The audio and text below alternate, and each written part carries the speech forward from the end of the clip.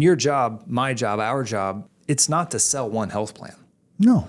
It's to present them all of the options. If I have to be creative in the way that I present that health plan, that I'm no longer an unbiased agent. I'm now trying to sell something in particular because I had to change my process because I wanted somebody to look at this health plan more. I'm stepping outside of the boundaries of where I need to be. So our job is to show them the good, the bad, the ugly, put it all in front of them now. Which one do you like? Yep. I'm happy with whichever one you choose, but these are the best choices.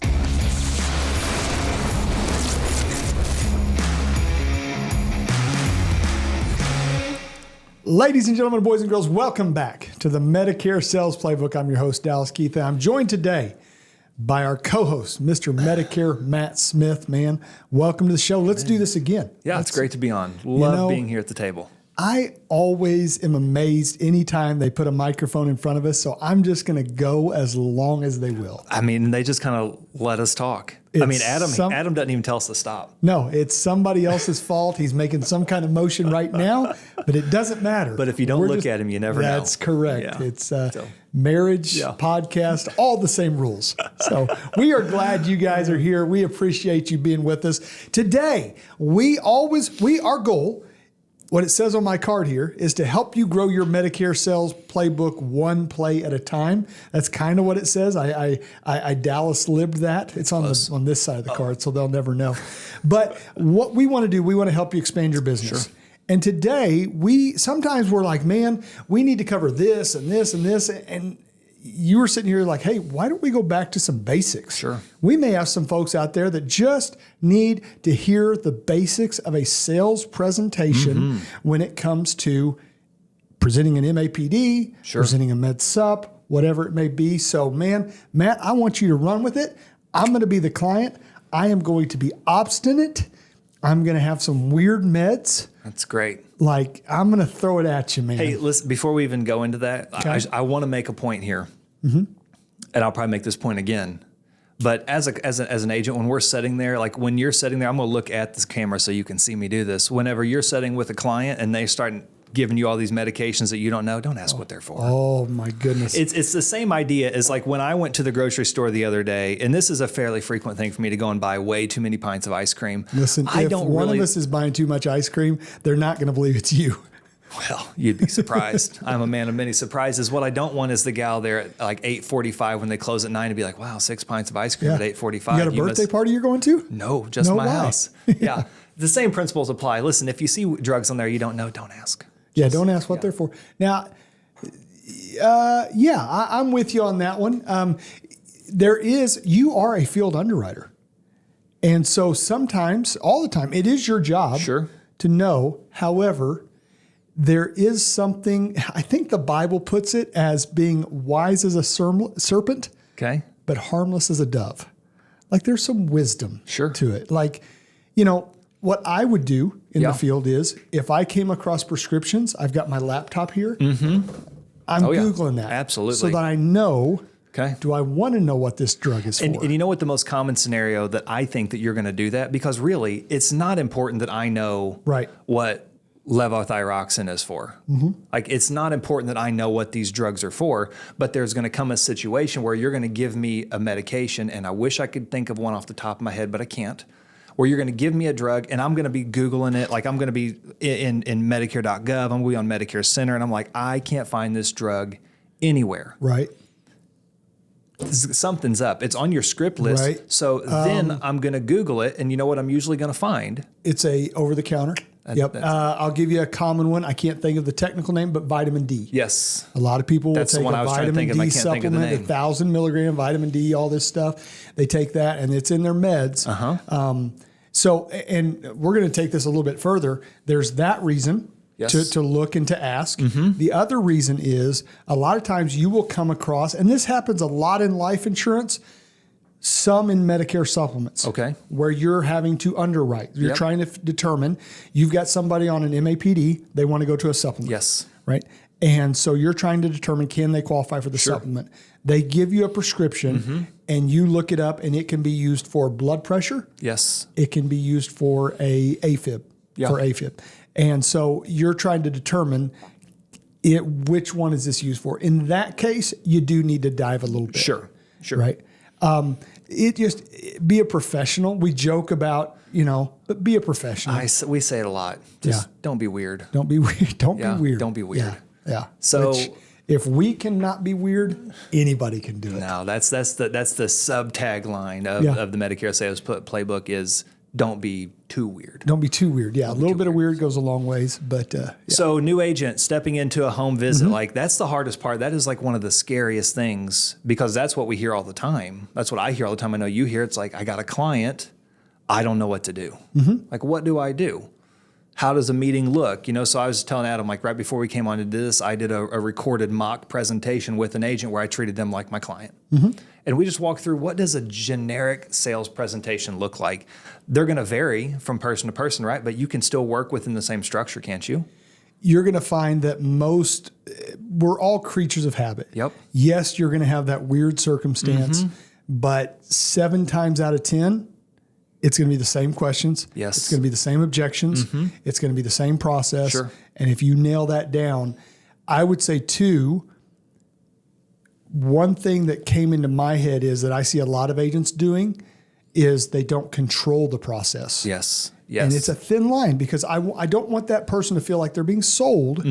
However, I am in control. Yes. Right? So I am controlling the process as well. Yeah. No, absolutely. But again, I think it goes back to, you're right, you're going to get the same things over and over and over, but you can refine your process and your structure. And even though you can have those odd cases, you can still work within a structure. Right.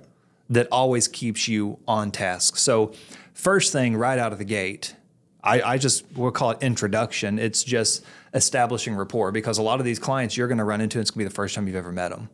So if you're face-to-face, if you're over the phone, either way, you still have to establish some kind of a common ground. Right. So, the first thing you're going to do is you're not going to walk right in, pop your computer up, say, all right, give me your drugs.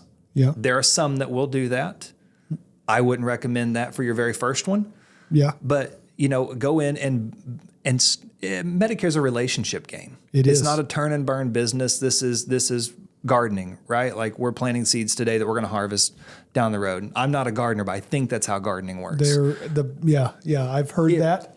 I've eaten fruit, and I know it was grown in a garden. If you can, I don't think you plant seeds today and harvest tomorrow. Like that'd be really cool. Maybe I'm in the wrong business. I don't think so. No, I was trying to come up with something. Can we have a farmer give us a thumb? Adam says no. Adam says no. Okay, he's a farmer. It takes 2 days at least. It takes at least 2 days. But so to your point, yes, the warm up is extremely important. I think the warm up. I had somebody tell me a long time ago. It starts the second you pull into the driveway. If you're face to face, you're noticing the car they're driving. Yes. You're noticing the dog. You're noticing the cat. You're noticing what color the house is. Yep. You're noticing the Chiefs flag hanging out front. I started it on the drive-in. Like as I got when my map would say I'm about a mile out, I would start noticing things. Hey, that's a really cool barn. Let me ask about that barn. That's right. There's a mailbox that used to be that's broken in half. What happened to the mail? It's things that you can ask and. Yeah, people, you said the word common. It's commonalities. Yes. I like doing business with people that I have something in common with. And if my grandpa drove a red 1958 Ford pickup truck and I see one out you better believe, I'm going to be like, hey, can I go look at the inside of that? Sure. My grandpa had one of those. 100%. Yada, yada, yada. Yeah. You can't go too much. Yeah, I've been with agents that are 42 minutes in and they're still talking about it. Gauge your client, right? Here's another thing. Let's start this off here too. Let's kind of start again it off. I don't know how that's supposed to sound. Start again it off. Start again it off. There we go. On a t-shirt. Don't be too weird. There's no set standard for how long a meeting should last. No. Like you would hear people in our office who would say, if you're taking more than 30 minutes, you're wasting your time. Let's let that be for them. If your appointment takes 30 minutes, that's awesome. If your appointment takes an hour, that's awesome. If your appointment takes 2 hours, that's a little long. Yeah. But okay, but that's fine. If that's what you want your process, I've had 2-hour-long meetings. That is what it is. Remember, we're in the people business, so I'm reading people. Yes. If I sit down with someone and they're like, man, did you see that game last night? Yeah. I know already this is going to be It's going to take a a bit. little bit of a lengthy one. Yeah. If I sit down with someone, they say, you know what, my current plan, my doctor's not in Yes. network. I've never talked to my agent, and I need these 3 drugs covered. I can go ahead and order a pizza. It's going to be ready by the time I leave here. Exactly. Yeah. Because they're the down to business Yes. people. Rob Sevilla does a great job. He says from the beginning, ask them, what kind of person are you? Yeah. Do you want the 10,000 foot view, or do you want to know everything? Yeah. And read your person. Don't sit there and BS for 45 minutes with somebody that's like, hey, is my doctor in network? Can I go to this hospital? Yeah. Can I do this? That's not your person. So really get to read your room and really know what's up from the beginning. What if it's a little bit harder when it's a online, or a Zoom or whatever? What are some ways that people can build that rapport through a Zoom? That's a tough one. You can, one of the first things is like when you're on a Zoom. So when you're on a Zoom with me, you're going to see one of 2 things in the background, either a blank wall or you're going to see a blurred background. Like, cause I got people behind me. Yeah. Whenever you Zoom with a client, it's not going to be like that. Like you're going to see their house behind you. Be observant. Look at things, hey, see a Chiefs flag in your background. Are you a Chiefs fan? Yeah. How would you do it? What would you think? I like to lead off with some question. How's your day going? Yes. But you don't want to be too vague. I would ask them, man, how are you loving this weather? Yeah. It's snowing here or whatever. Can you go there? Did you get any of that rain down your way last night? Again. And I love how you immediately went to Missouri. Like that was Missouri through and through. You didn't get any of that rain down there last night, dadgum. How them cucumbers do it, Yeah, all my flowers died. Yeah, all the flowers died. So it's going into that and again, it's filling them out. You're going to have the person that's, it's hot here today. Hey, will I be able to go to the doctor with this plan? Okay, let's roll. Also, I want to back up into something too. Okay. Begin the cross-selling process there too, right? Like we believe in cross-selling, hardcore. If you've been listening to us at any time, we've offered the cross-selling sheet that we've used. That's a great time in the beginning as you're making that small talk, as you're getting your computer out, saying, hey, please fill this out for me. Sure. So if you're not familiar with that, go back and watch that in other videos. But okay, so we've got the warm-up, we've got them initiated, they feel comfortable with us. One other thing, though, that I want to mention. Let's go. Take good notes in the warm-up. Because when you come back, you're going to say, hey, how's Max? Yeah. The dog. How's your grandkids? I noticed last time you said your grandkid was going in for tonsillectomy. How'd that go? Are they feeling okay? They get a lot of ice cream. Man, that on a second appointment, huge. Yeah. Enormous. I mean, again, it's a relationship. It's an investment business. We are investing into that person. Exactly. Just as much as they're investing in our business, whether they know that or not. 100%. So next thing is, we've started, we've broke the ice. It was probably awkward, but we got through it. We've broken the ice, and now it's time to get down to business. So as we're going through a meeting, we should always be doing one, we're going to be asking questions because we are learning about this person. So we're going to be constantly asking questions. Well, what questions should I ask, right? Like those are the questions. I think that you should always be working within a structure of doing, at the beginning, you're doing one of 2 things. You're going to start out, you're going to assess their current position, like what they're currently on. You're assessing it. Maybe they're already on a Medicare plan. Maybe they're on a group plan, whatever it might be. You're going to assess their current position and learn about them. What's a couple of things, like if you're meeting somebody, a client, and you're just trying to learn about what's happening with them today in their healthcare. What's some questions you might ask them? What do you like about your plan right now? Yep. Tell me about your plan right now. What do you like about it? Yeah. And then, of course, usually you don't have to ask the next question. It just comes. It comes. What do you dislike about your plan? Oh, I guess I like that I can go to Mercy down here, but my gosh, I hate the over-the-counter and I hate the gym membership and I hate this and I hate that. So I'm just taking notes and I'm listening. But I love the question of what do you like, what do you dislike? Sure.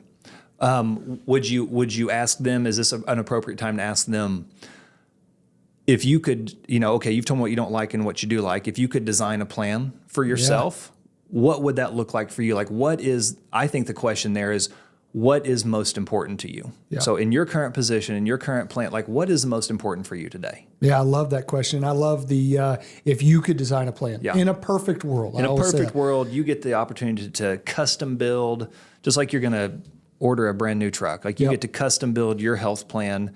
And there's so many options out there. You can just almost do that. Yeah. But you can custom build your plan. Tell me exactly what is at the top of the priority list. What is a non-negotiable? Because that's what you have to establish with your clients are non-negotiables. And what, take it or leave it, what is a take it or leave it thing for them? Yeah. I love the question of what surprised you about your plan this year. Yes, that's a good one. I went to the doctor and I did not realize that dentures were not covered. I went to my dentist and, or I went to my chiropractor and I found out that I'm allowed 2 visits or whatever. What surprised you? So again, it's really just, you're going to honestly have to ask maybe 1, maybe 2 questions. Yeah.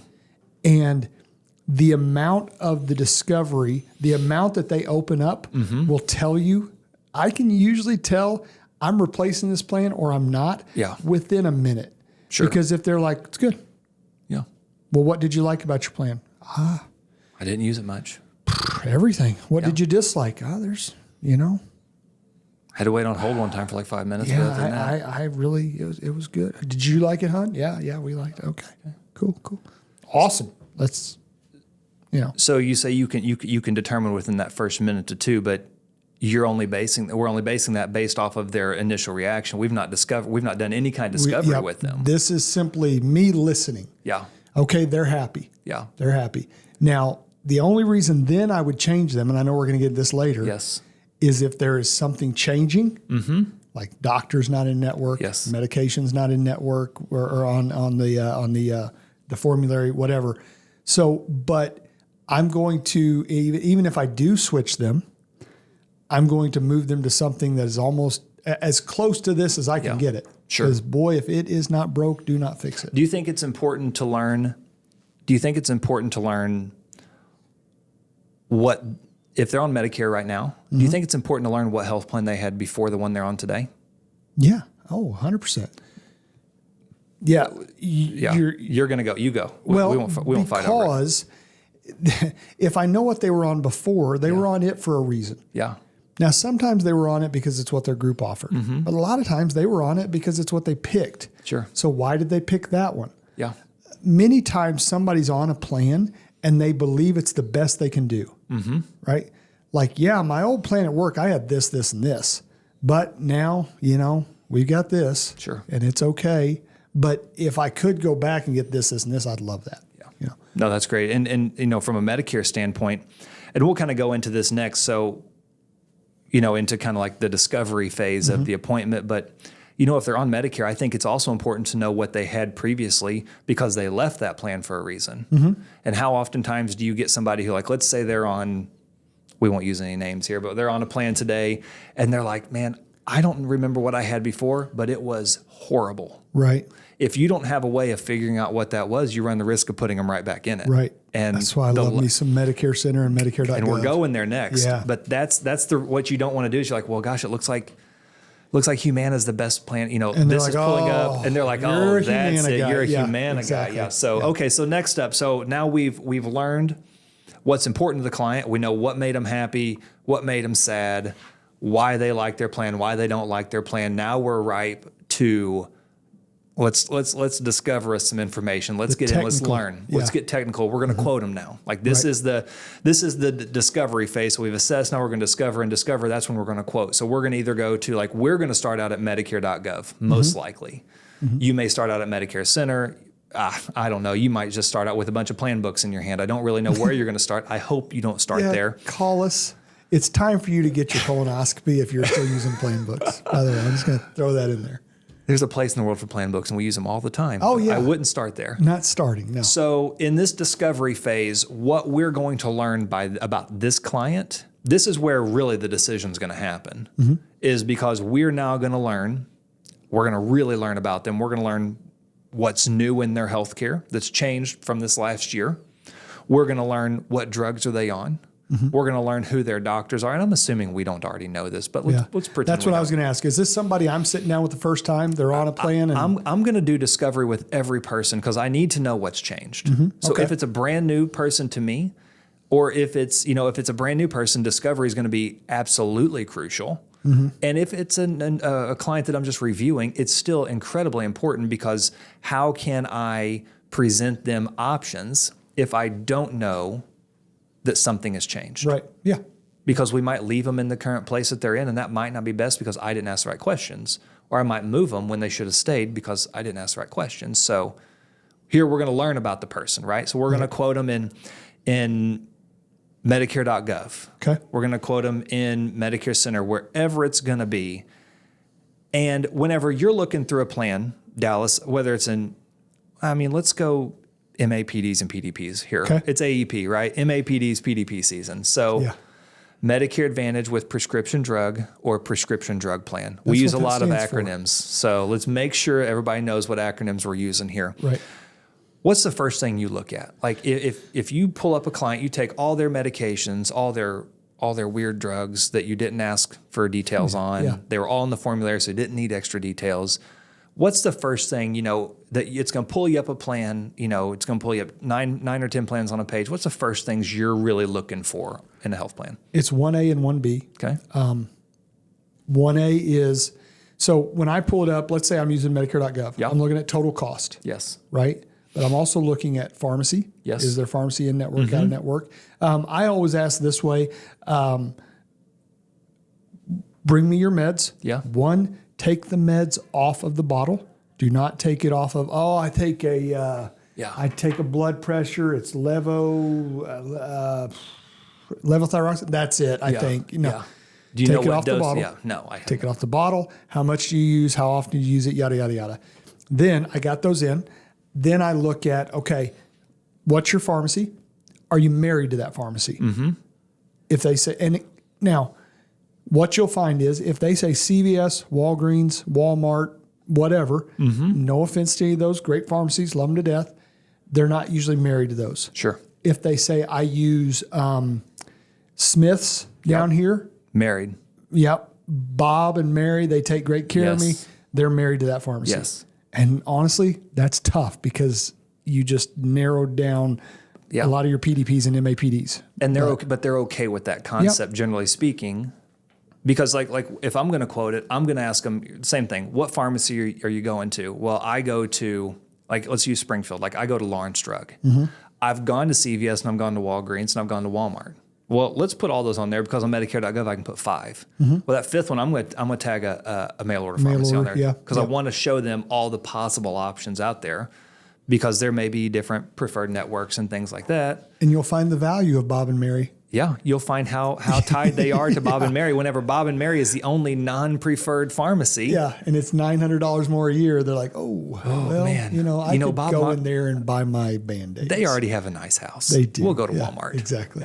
So I'm asking them that. Yeah. Now on the MAPD side, 1B is tell me about your doctors, your hospital. Where do you prefer to go? Sure. Because the quickest way to lose a client is them walk in to their favorite doctor they've went to for 42 years and him say, God, I don't take that. Yeah. I'm losing that client immediately. Oh, 100%. So that's 1A and 1B for me is looking up the doctors, looking up the prescriptions. So I think this is a really good point to talk about your knowledge of your health plans in your area. You don't have to be an expert on everything, but as an agent in an area, and this is what makes it so difficult sometimes when your area is super, super broad, but you really need to know your plans kind of inside and out. Yeah. At the very least, you need to know you need to have a general idea of how they behave, and you need to know the networks. If nothing else, major hospital systems. Because if we were to go into a home tomorrow and they say, you know what, I only use Mercy. Okay, well, I know this. Okay, these plans, we're not going to look at these plans. They're not even worth quoting. If they're the top 3 plans on here, I might tell them, hey, these are the top 3 plans. This is why. You go to Mercy, though. Do you have any interest in looking at this? And they're going to say, absolutely not. Okay, let's go to the next ones, right? Yeah. So it is super important that you know your plans, that you know the networks, so that because you can cut out a lot of time right there. And you look like the professional. It's not, oh, hold on, let me see. Let me go see, I got to look over here. And you're 24 minutes finding out if that network. And the nice thing is anymore, the days of when I started in this business, back when I was when I started in this business, you had a lot of independent doctors. Those are pretty much gone. Everybody is usually tied to a network, to a major hospital. So if you know that XYZ plan takes ABC hospital, I'm still going to look it up. Yeah. But chances are they're in that network. Sure. Yes. I mean, you're right. Still look it up. But you don't have to go. It's not going to take you 25 minutes to know, I know these 3 plans don't even go to that hospital, so I'm just not even, we're going to push those to the side. So we're going to go through, we're going to learn what's new about them. We're going to learn about their drugs, what medications they're on. We're going to look through their doctors. We're going to look at health plans based on the cost. And when you say cost, MAPDs and PDPs, we're going to be looking at the total estimated cost. We're not just premium shopping here. We're not just drug cost shopping here. We are looking at the total estimated cost, because that's going to combine premium and estimated expenses, which is really hard to do outside of just drugs and premiums. But it's usually drugs and premium. That's their total estimated cost. So that's 1A, 1B, C. Okay. 1A, 1B, that would mean 2 would be next, not C. Or 1C. Or 1C. Whichever one you want to go. I'm going to go 2. Let's go 2. I'm looking at the MOOP. Okay. That's my next thing I'm looking at. Because, I was sitting down with somebody the other day. They took 2 pills. I knew immediately on an MAPD, they're out of pocket 0. Yeah. Right. So my next thing I'm looking at is, what is your MOOP? Yeah. Because that's going to be what affects their pocketbook the next. Yeah. And I think a lot of people would almost look at the maximum out of pocket first. Yeah. But if you don't narrow it down, the maximum out of pocket doesn't matter if it's a health plan that they're never going to choose because their physicians aren't in network, their pharmacy's not there, the drugs are out of line. Yeah. So you need to learn which plans are actually going to be suitable for their network needs, for their formulary needs, and then you can dive into MOOP. Yeah. Whether or not to move. Yeah. And so that's 1, 2, and then 6. And I did skip a bunch there on purpose, is the extras. Yeah. Now, this is where it is imperative that you educate your client, because the call they're going to get is, Mr. and Mrs. Smith, my name is so-and-so, and I help people on Medicare. Yes. Sometimes they'll say, I'm with Medicare. Yep. And I want to make sure, did you realize you could get a $42 grocery card with this plan? Yeah. And if you don't educate your clients, I don't know how many clients I have went over to their house and they're like, yeah, I did switch. But you don't understand. I got this really cool little necklace that if I fall down, I push the button and it helps me. And you didn't tell me about that. Yeah, you didn't tell me about that. And I'm like, yeah, that's awesome. However, you realize you just spent, none of your doctors are in network, and you just spent $1,800 more on drugs. Yes. So I'm not going to say I hope you fall and use it, but I hope it was worth it. Yeah. So it's educating your clients. You're going to get a call. Yes. Somebody saying that you could get more dental. And let me show you. Yeah. With this plan right here, you could get more dental, but your doctors aren't in network. Yes. You're going to get somebody to call and say, hey, this one actually gives you a gas card that you can use. However, your medications aren't covered in that one. Yeah. Here's why we put you here. You're going to get that call. Yeah. And do me a favor, if you do get that call, or if Joe Namath comes on TV and talks about a plan and you're interested in it, call me. Yeah. I'll show it to you. And you know what? There have been times that I've been wrong and say, hey, you know what? We can put you over here. Yeah. And I'll move you myself. Certainly.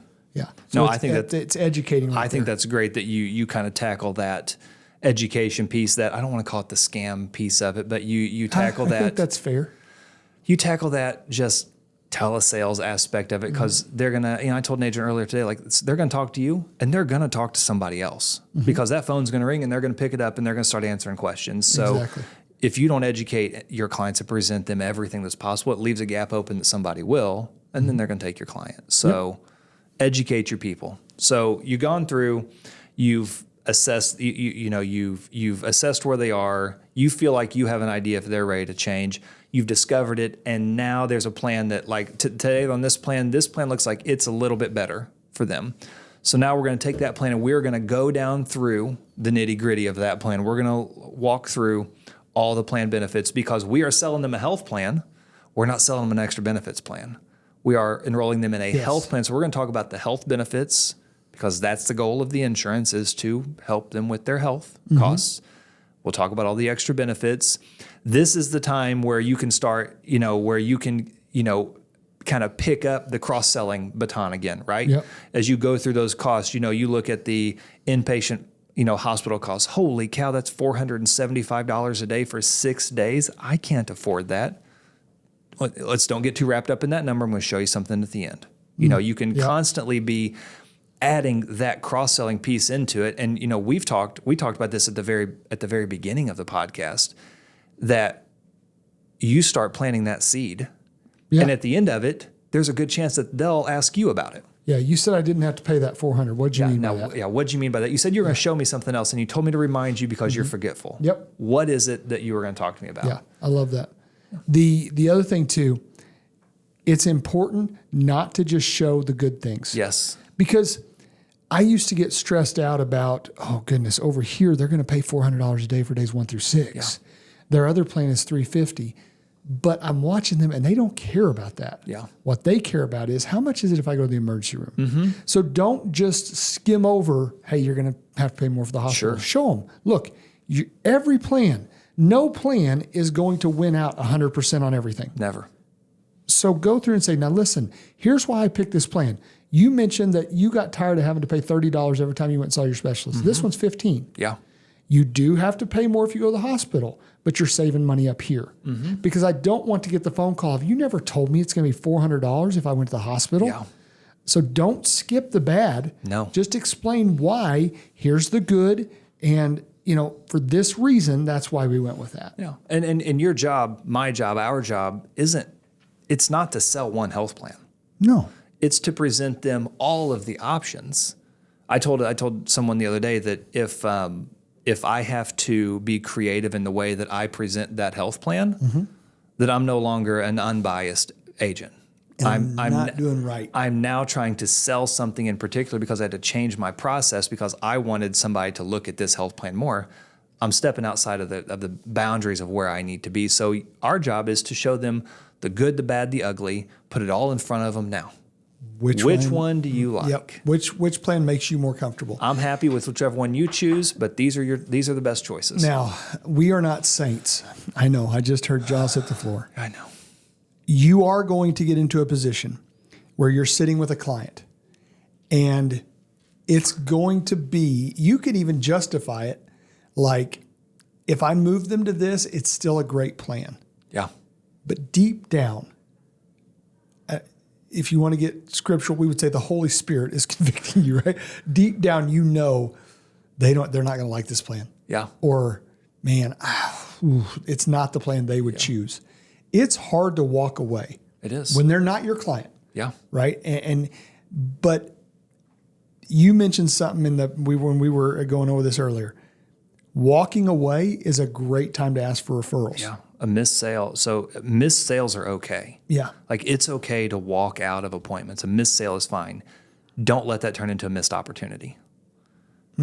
Because you might lose the sale. But think about the trust that, you just had that super awkward conversation about the dog you hope was theirs at the beginning that might not be. Right. Trying to build rapport. Well, now you've went through this whole process and you've learned that they're in the best place. And that, like, new agents, listen, that sucks because you just spent an hour in their home potentially. You probably just spent 30 minutes on each side of that drive. You've allotted 2 hours of your day potentially if you're doing home visits. Yeah, you've been there, you've seen it, you've done it, you stepped in it, and you didn't walk away with an application, and that stinks. But what you walked away with is, I think, as beneficial, if not more, because now, not to your pocketbook today. Right. But you walked away from a client who you could have moved, and you told them, listen, I could move you, and you could be my client and I could get paid, because you can tell them those things. but my moving you is not advantageous to you. Right. That's okay to miss that sale, but don't skim over the opportunity to say this is the time where I capitalize on a referral, because people respect that. Yeah. I was not Tremendously. able to help you. Yeah. Listen, and that's a good thing to you. Yeah. Right? You have done a good job picking out this plan. So kudos to you. And you've had somebody who is on their game helping you. Yep. Yeah. So kudos to you and kudos to them. So what I'm going to do is I'm going to do the right thing. I'm going to tell you, stay right here. Yeah. Now, I'd like the opportunity to come back next year and make sure it's still the same it's the right plan. However, I'm going to tell you this year, no matter, don't answer the phone this year. Just stay right where you are. Mm-hmm. Okay. Now, Mr. and Ms. Prospect, what I want you to understand is I make my money. I believe we've grown close enough. I can tell you this. I make my money by putting you in a plan. So when I leave here today, I'm not going to make a dime off this, but that's okay. Like, I'm going to call my wife and tell her, don't put it in the pool just yet. Yeah. But that's okay. I don't know how to swim anyway. What kind of health plans are you selling? Exactly. It's a down payment. Okay. For the latter. But I'm going to tell my wife, don't put it in the pool, but we're okay. Yeah. Here's what I would appreciate from you. Who do you know that's not in as good a plan as you're in? Mm-hmm. Who do you know that complains about their health insurance? Yeah. Who do you know that's turning 65? And man, that would help me out a great deal if you would give them a phone call. And what I'll do is I'm going to treat them with the same respect I've treated you with. Yeah. And I'm going to show them, hey, and if they're in the right plan, I'm going to tell them, hey, and then I'm going to bug them for people. That's right. But who do you know? The other thing I want to do is I'm not allowed to sell anything else today. Mm-hmm. However, I gave you a sheet in the beginning. Yes. This is everything that I do. Can I just ask you a couple questions real quick? One, you'll notice here, this is everything I do. Here's my life insurance. Who do you have your life insurance with? Right? And I'm going to go into the cross-selling speech. And are you annuities? Are you happy with the amount that you've invested, and are you happy with the return? Long-term care. If you had to go into a nursing home today and spend $300 a day, how would that affect you? I'm going to start those conversations right now. I can't do anything today. Sure. If they say, we've got some life insurance, would you like help organizing your life insurance? Yeah. That's what I do. Making sure, one, you're not paying too much, and two, that your kids know exactly everything that you have. Yeah. Right. And so I'm wrapping up with something. I'm going to try to get something out of it. But you've built that trust by walking away from the one thing you came there for. The odds of them at least being open to a call or a second appointment, that's high. Yeah, it is. And you know what? You might not do anything with them then, but activity. I hope so. Activity is the key, though. You're being active. You're doing more than the guy sitting on the couch, right? Yeah. You're doing more than the guy that's just sitting there doing nothing. Okay, so let's summarize. Wrap it up for me. So you're going to go to a home. The structure of your meeting is going to be very simple. You're going to have an introduction, not too long, not too weird. Mm-hmm. You're going to assess their current position, find out what they're happy about, what makes them angry. I love that you didn't say not weird. You said not too weird. It's going to be weird. It's going to be a little weird. We don't, listen, around here in Southern Missouri, it's all weird. Yeah. You're going to discover what it is about them that makes them tick in their health plan. Docs, drugs, what's new, all of those things. You're going to quote them. Then you have two action items. You're either going to affirm the position that they're in, and you're going to tell them, hey, listen, I'm super happy for you. I say super a lot. I am extremely happy for you. You are in the right place. You're going to ask for a referral, or you're going to move them. You're going to move them into the right health plan. And then you're going to ask for referrals. And then you're going to ask for a referral, because we always ask for a referral. We don't ever leave. Is it hard to ask for a referral? Done correctly, yes. Done incorrectly, freak, yes. Yeah. But it is hard. I say, and I never want to say it's not hard to ask for referrals. It is. It's hard. I love the movie, and Adam's giving us the wrap it up signal in there. I love the movie We Bought a Zoo. Okay. And I'm going to close with this. In the movie We Bought a Zoo, he is trying to go up and talk to his wife, and he talks about 5 seconds of courage. He says, with 5 seconds of courage, you can do absolutely anything. And that's true.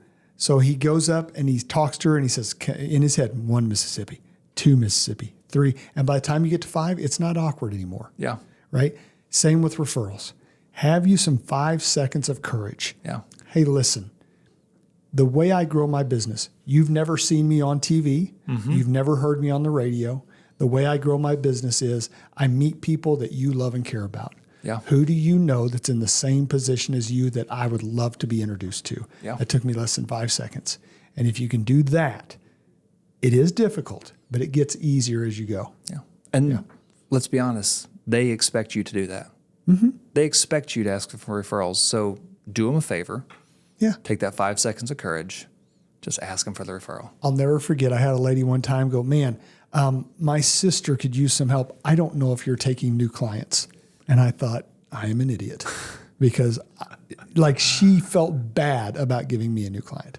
I mean, I just exude that kind of success, Yeah. but I will take your new client. She's your sister, huh? Yeah. Yeah. Okay. Guys, thank you for watching today. Matt, thank you. Great job as always. We hope that you have got something out of this. We hope that you have looked into this and been taking notes. Look at your appointment. Don't go fall backwards into an appointment and hope you get something out of it. Go in there with a purpose, with an intent, with a plan. I always used a flip chart. I really did. I used a book that kept me right on. Here's who I am. Here's what I want to learn about you, yada, yada, yada. Build you a chart. Build you something that will keep you on track. Thank you for watching. Thank you for listening. Like, subscribe, do all the things that all the cool kids are doing. We appreciate you very much, and we will see you next time on the Medicare Sales Playbook.